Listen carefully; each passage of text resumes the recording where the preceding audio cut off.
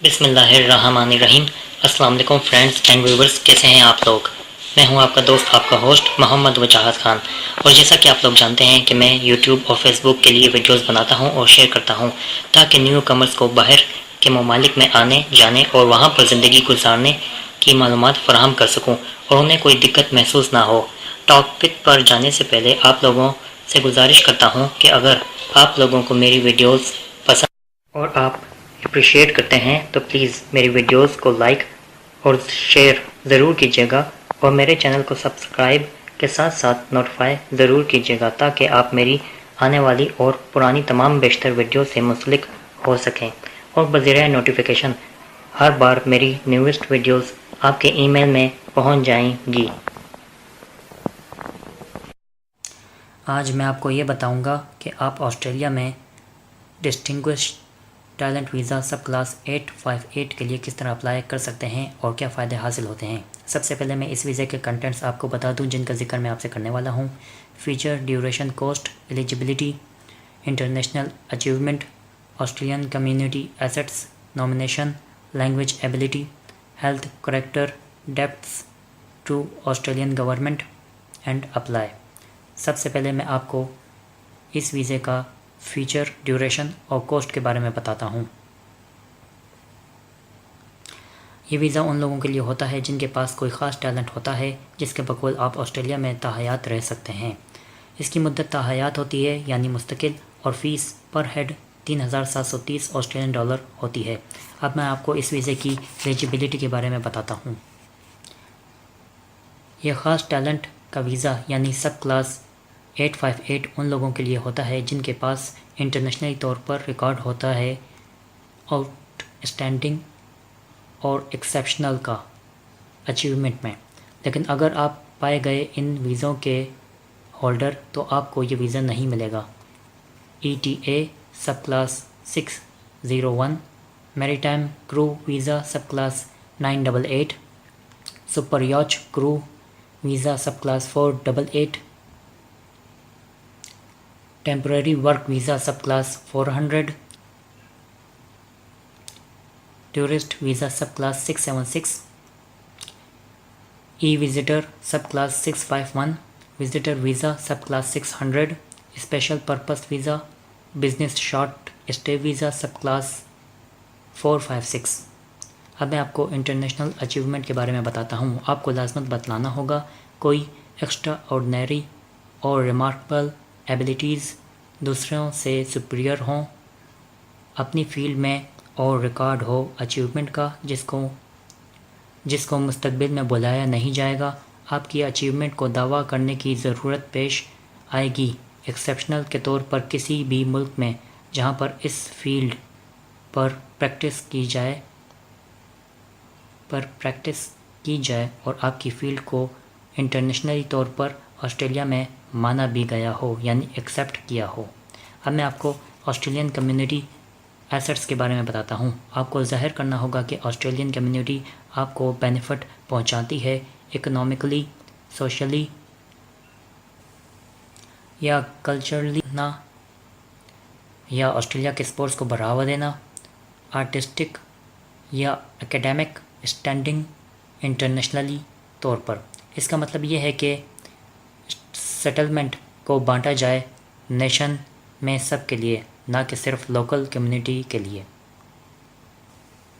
اب میں آپ کو انگلش لینگویج ایبلٹی کے بارے میں بتاتا ہوں۔ آپ کے پاس کم از کم فنکشنل انگلش ہو کنورسیشن کے لیے۔ درخواست گزار یعنی اپلیکنٹ اور ڈیپینڈنٹ جن کی عمر 18 سال سے کم ہے، جن کے پاس ثبوت نہیں ہوتا کہ وہ انگلش کو فنکشنلی طور پر بتائیں، نے لازماً سیکنڈ انسٹالمنٹ بھرنی ہوگی اپلیکیشن فارمز کے لیے۔ اب میں آپ کو بینیفٹس کے بارے میں بتاتا ہوں۔ یہ ویزا آپ کو اور آپ کے فیملی ممبرز کو منظوری دیتا ہے کہ وہ آسٹریلیا میں تاحیات رہیں، تعلیم کے ساتھ کام بھی کر سکیں، آسٹریلیا کی اسکیم کے مطابق صحت میں یعنی میڈیکیئر میں داخلہ لیں، وہاں کی شہریت یا قومیت حاصل کریں، رشتہ داروں کو PR کے لیے اسپانسر کر سکیں۔ جب ویزا مل جائے تو آنے والے 5 سالوں تک اپنے ملک اور آسٹریلیا میں آنا جانا قائم رکھیں۔ اب میں آپ کو نامینیشن کے بارے میں بتاتا ہوں اس ویزے کی۔ اس میں نامینیشن کے لیے آپ کے پاس لازماً نیشنل ریپوٹیشن ہو آسٹریلیا میں سیم فیلڈ پر، جیسے کہ کوئی ویزا کے لیے اپلائی کرتا ہے فرسٹ ٹائم اور ان میں سے ایک فیلڈ سے منسلک ہوں، آسٹریلین رہائشی ہوں، آسٹریلین PR ہوں، New Zealand Australian peak body یا آرگنائزیشن سے تعلق ہو۔ نامینیشن کے لیے آپ نے فارم 1000 مکمل بھرا ہو خاص ٹیلنٹ کی نامینیشن کے لیے۔ اب میں آپ کو اس کے ڈاکومنٹس کے بارے میں بتاتا ہوں کہ کون سے ڈاکومنٹس لگانے ہیں۔ آپ کی پرسنل تفصیلی اسٹیٹمنٹ اچیومنٹ کی ایکسپرٹائزنگ میں، آپ کی اور اپلیکنٹ کی ڈیٹیل دونوں کی ملا کر اچیومنٹ کی ایکسپرٹائزنگ میں اگر 2 بندے جا رہے ہیں تو اپلیکنٹ کے لیے مختصر کاغذات مثلا نیوز پیپر یا میگزین آرٹیکل اور تجربہ کار لوگوں کی طرف سے کمنٹس، امپلائمنٹ ارینجمنٹس یا کسی اور اسسٹنس جس کی وجہ سے اپلیکنٹ کو مدد ملی ہو اس کی تفصیل بعد میں، اور کاغذات کی بھی مانگ ہو سکتی ہے۔ اگر آپ کے جمع کردہ کاغذات پورے نہ ہوئے تو اس کے علاوہ وہ ڈاکومنٹس جو دوسری زبان میں ہیں اس کی ٹرانسلیشن اور اصلی کاغذات کی کاپیاں جمع کرنی ہوگی، اور اصلی کاغذات اس وقت تک شامل نہ کریں جب تک آپ کو MB کی طرف سے آگاہ نہ کیا جائے۔ اب میں آپ کو اپلائی کے بارے میں بتاتا ہوں۔ آپ نے اپنی درخواست بائی پوسٹ یا کوریئر سروس کے ذریعے بھیجیں یا بھیجنی ہوگی۔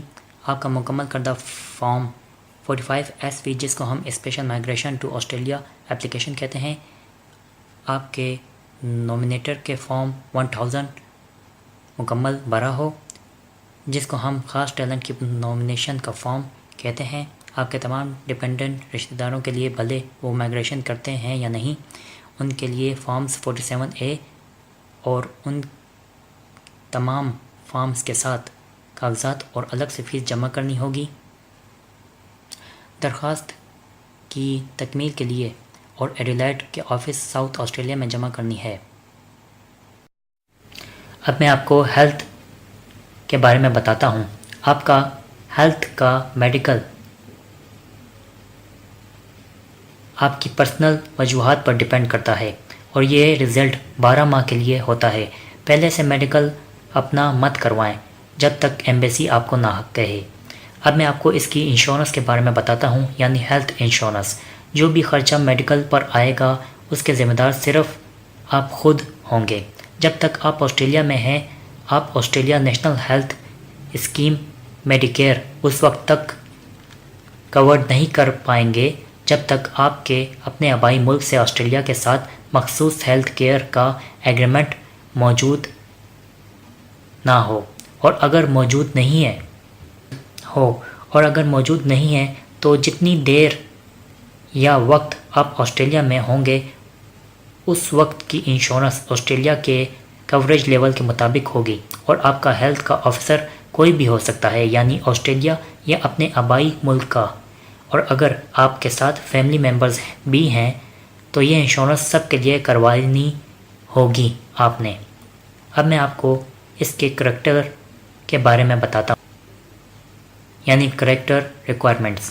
جب آپ 16 سال کے ہوئے اور اپنے آبائی ملک کے علاوہ کسی اور ملک یا ممالک میں 12 ماہ سے زیادہ وقت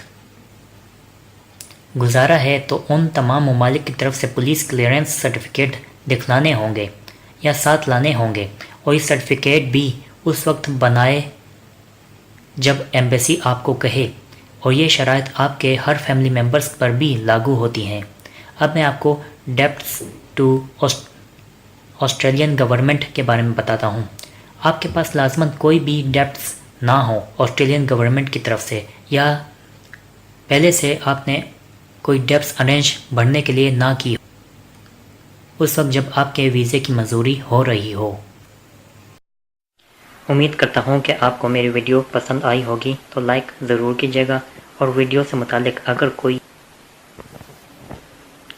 جو میں نے آپ سے ذکر نہیں کیا ہو اس ویڈیو میں اور آپ کے ذہن میں سوال آیا ہے تو بلا ہچکچاہٹ یعنی ہیسیٹیٹ کے کمنٹ کیجیے۔ انشاءاللہ میں آپ کے سوال کا جواب اور آپ کی ہیلپ ضرور کروں گا۔